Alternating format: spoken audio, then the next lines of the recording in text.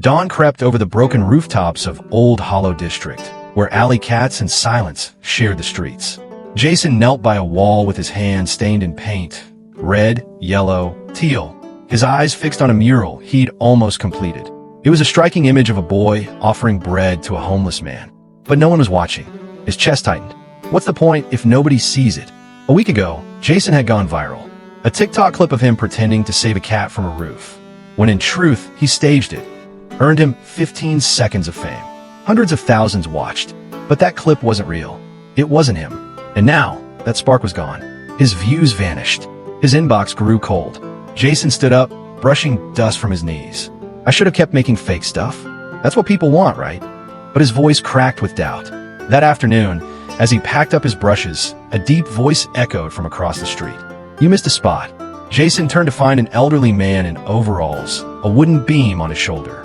His name was Mr. Koji. He owned the only surviving carpenter's shop in the district. A place barely holding itself together, but always smelling of fresh sawdust and lemon oil. Jason grunted. It's just street art. No one cares. Mr. Koji stepped closer, setting down the beam. That's the problem. You think people don't care because they don't comment or like. But you're painting on the wrong wall. Jason blinked. What? Koji walked him down the street to an old community center with shattered windows. Paint here.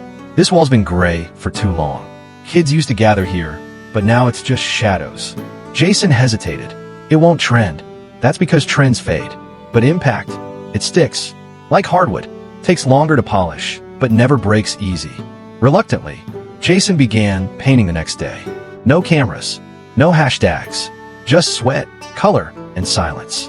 He painted children reading under a tree, a single mother cooking over firewood, an old man fixing a broken chair.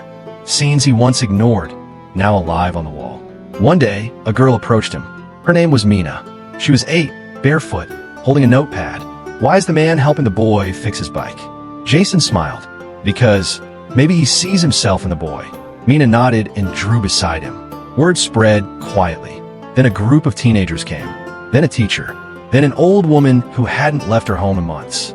The wall was alive again, not online, but in real life. 2 weeks later, Jason stood back, watching kids laugh beside his work. His phone buzzed. An email from a gallery in another city. They heard about the project. No viral stunt, just a photo someone took and shared with a message. This is what compassion looks like in color. Jason turned to find Mr. Koji sitting on the bench, carving wood. Still think nobody cares? Jason chuckled. Maybe I was painting for clout, not for change. Koji smiled without looking up. Hardwood doesn't scream for attention. It just lasts longer. Morals of the story. Compassionate communication doesn't always go viral, but it always leaves a mark. Hard work, like hardwood, takes time to build but never rots like empty fame. Authenticity speaks louder than clout. Healing often begins when we serve others quietly. The deepest connections are built through sincere acts, not stage performances.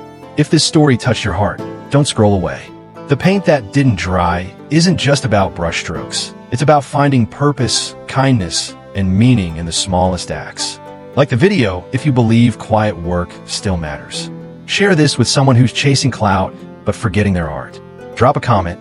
What did you feel when Jason saw the boy share his bread? Subscribe to Grandfather Sketch Stories and tap the bell, because more soul-shifting tales are coming your way.